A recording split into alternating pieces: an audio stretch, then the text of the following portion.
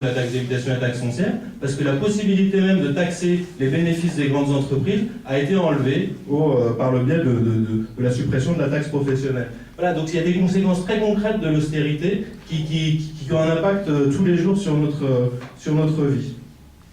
Voilà, évidemment, nous on en est qu'au début, hein, on n'a pas... Moi je parle pas grec, mais si j'ai bien compris, ça a commencé un petit peu comme ça en Grèce. Alors on n'est pas syriza, on n'est pas grec, on ne boit pas d'ouzo, mais par contre c'est vrai que même vu de Aulnay-sous-Bois, nous on se sent partie prenante du même combat politique, du même essor qui a fait que le peuple grec, pour se défendre, a mis au pouvoir le gouvernement syriza. Alors vous direz, je m'égare un peu, je suis loin d'Aulnay-sous-Bois, mais en fait pas vraiment, parce que ce que notre candidature veut, c'est additionner, enfin c'est pas additionner juste pour mettre les gens côte à côte, hein, c'est faire ensemble, contrairement à ceux qui savent très bien faire les accords d'appareil pour se répartir des postes d'élus. Comme l'a dit Claire, nous on s'est mis ensemble parce qu'on a envie de grandir ensemble, de croître ensemble et de proposer ensemble de nouvelles perspectives politiques. Et se convaincre mutuellement et voir où est-ce qu'on a nos convergences. Et je pense que c'est ça qui fait que notre espace politique, l'espace politique qu'on est en train de construire, c'est une petite graine qui va grandir.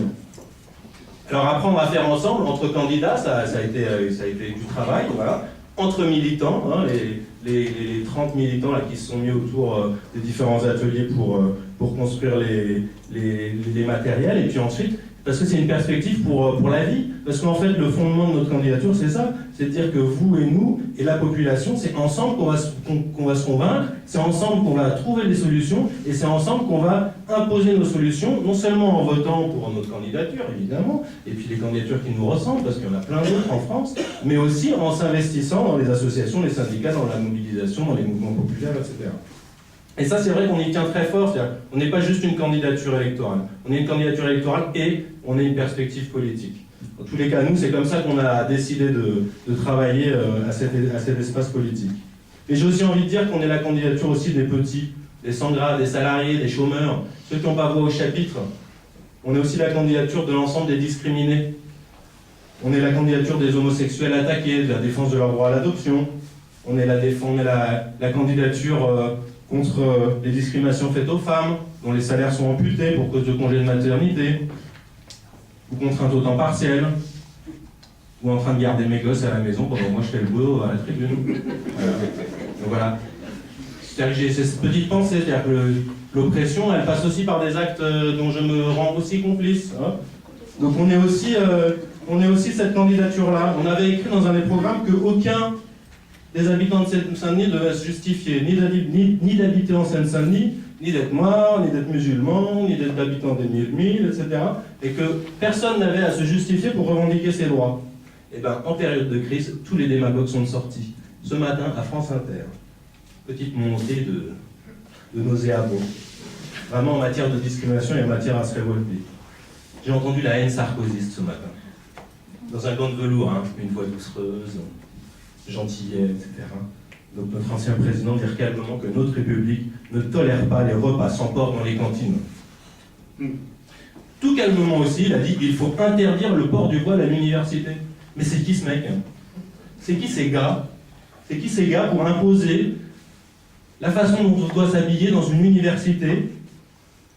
Le port du voile à l'université, on ne parle pas du port du voile dans les écoles. On dit, aujourd'hui, pour faire du beurre électoral, il faut attaquer les musulmans. Et bien ça, nous, on est la candidature qui s'y oppose. Un con est un con.